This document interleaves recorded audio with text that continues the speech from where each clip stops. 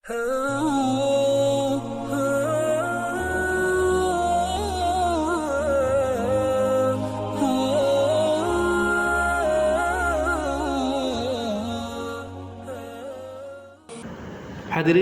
jamaah sekalian yang dirahmati oleh Allah Subhanahu wa taala.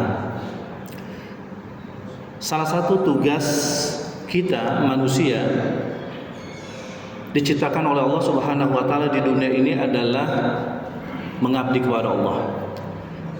Kita ditugaskan oleh Allah untuk beribadah kepadanya.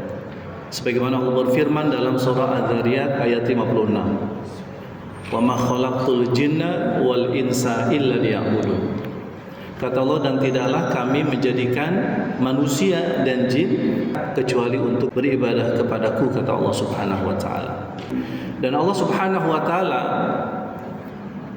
telah menurunkan syariat ke muka bumi ini untuk kita agar hidup kita terarah. Mana hal-hal yang boleh untuk kita lakukan, mana hal-hal yang tidak boleh, maka semuanya sudah Allah Subhanahu wa taala jelaskan ya, di dalam syariatnya. Kita disuruh untuk mengikutinya. Ketaatan kita kepada ketentuan-ketentuan Allah Subhanahu wa taala itu adalah merupakan bentuk daripada ibadah. Karena ibadah itu secara bahasa, hadirin, adalah ketundukan dan kepatuhan. Hanya nanti ibadah itu, hadirin, ada dua macam.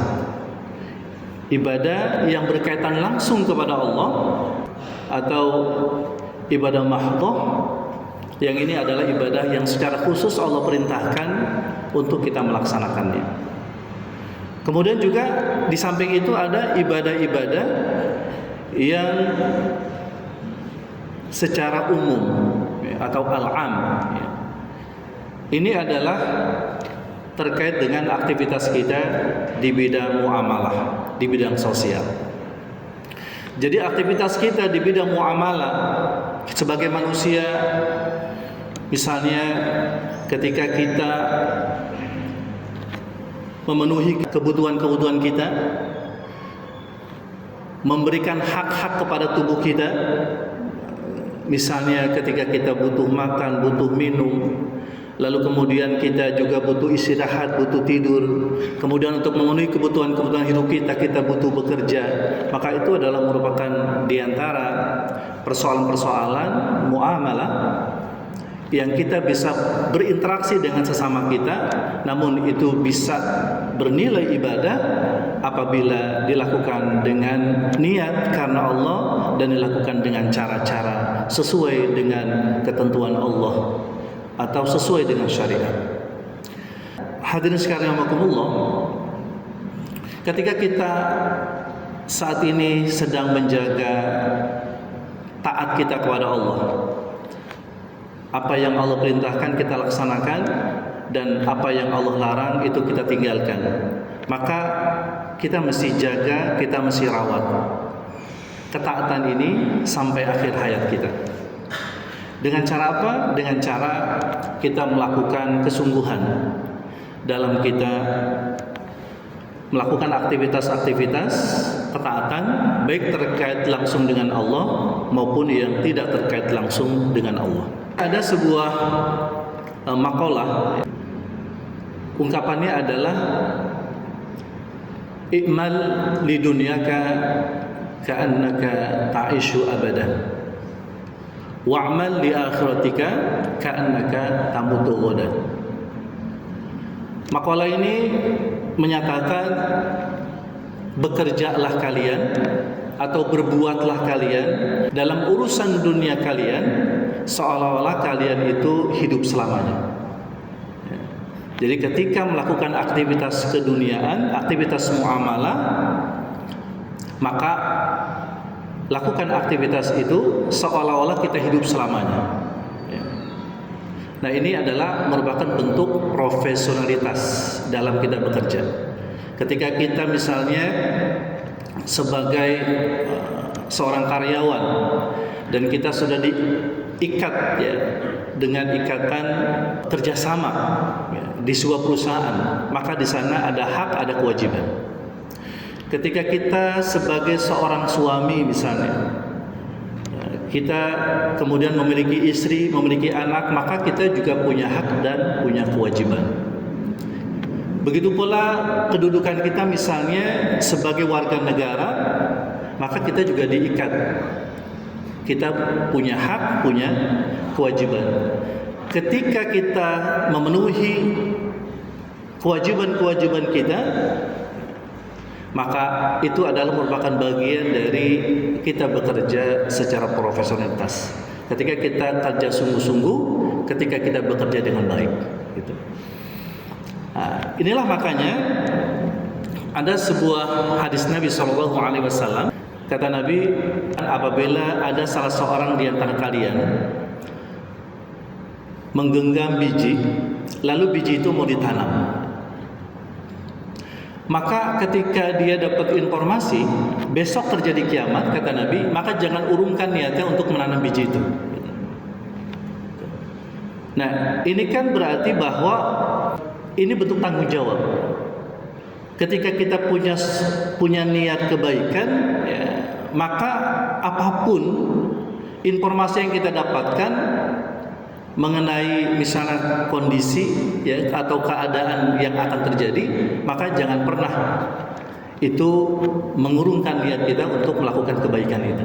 Ya, contoh tadi menanam bijinya. Karena ketika orang yang misalnya dia menanam biji padahal dia dapat informasi besok terjadi kiamat, maka mungkin kalau orang berpikir bahwa buat apa saya tanam biji ini, toh nggak ada artinya besok terjadi kiamat, gitu. Atau misalnya ada orang yang sudah tua misalnya, merasa bahwa umurnya mungkin sebentar lagi dia akan dipanggil oleh Allah Subhanahu wa taala.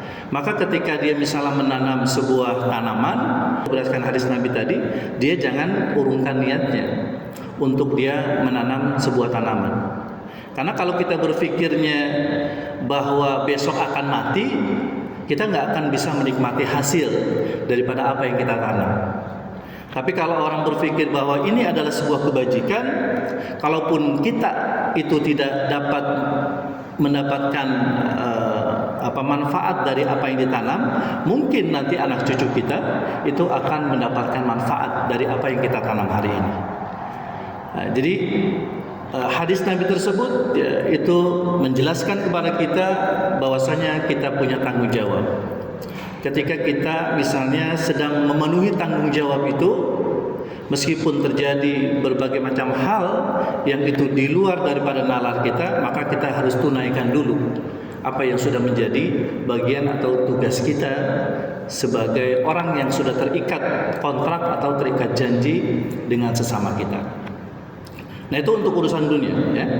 Jadi untuk urusan dunia saja, ya, untuk urusan hal-hal yang berkaitan dengan muamalah tadi, maka kita diminta untuk melakukannya dengan kesungguhan.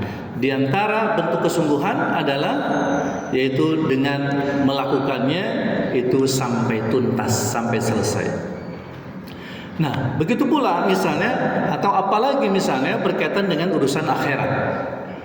Ketika ini berkaitan dengan urusan ibadah, ya, maka berdasarkan makalah tadi dikatakan wa'mal li akhiratika, dan bekerjalah kalian untuk urusan akhirat kalian ka'annaka tamutu ghadan, seolah-olah besok kalian akan mati. Jadi kalau kita sedang ibadah, sholat misalnya, maka jangan ingat dunia. Ketika kita ingat dunia, maka kita nggak akan fokus untuk melakukan ibadah. Ketika orang yang sedang mengerjakan urusan akhirat, maka banyak para ulama yang memberikan nasihat untuk kita seolah-olah ya, kita melakukan itu adalah ibadah yang terakhir. Kita sedang sholat zuhur, maka kemudian seolah-olah sholat zuhur kita yang kita lakukan ini adalah sholat zuhur yang terakhir. Ketika kita sedang puasa misalnya, maka ketika kita sedang menjalani ibadah puasa, maka seolah-olah puasa yang kita lakukan ini adalah puasa terakhir. Karena besok kita akan dijemput oleh malaikat Israel. Maka ketika seseorang itu dia melakukan ibadah dan dia seolah-olah ingat bahwa besok dia akan mati, maka tentu dia akan melakukan ibadah dengan sungguh-sungguh. Ya, maka ini sebuah rumusan yang ya luar biasa ya untuk kita bisa tempatkan pada tempatnya. Bahkan kata Nabi SAW dalam sebuah hadis yang sangat populer ketika Nabi menjelaskan tentang definisi ihsan. Maka hendaknya orang yang ketika dia mau beribadah, ibadahnya itu sungguh-sungguh, tidak hanya seolah-olah dia menganggap itu ibadah yang terakhir, tapi dia selalu dalam pengawasan Allah Subhanahu wa taala. Kata Nabi, anta budallaha ka'annaka tara, fa in lam takun tara, fa innahu yaraka. Jika engkau beribadah kepada Allah, maka buatlah seolah-olah engkau melihat Allah.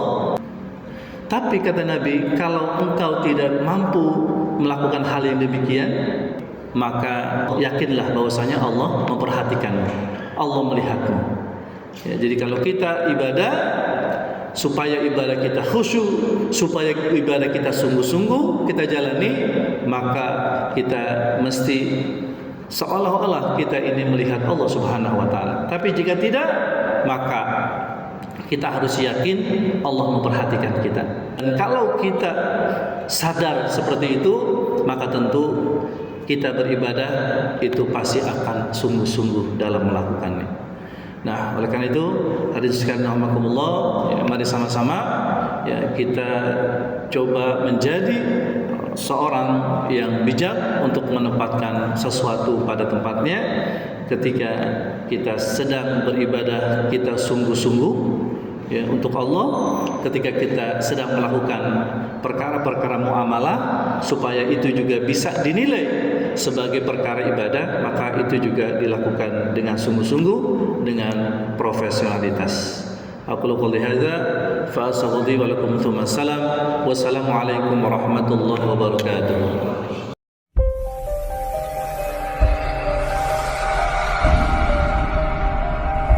Audio Jungle.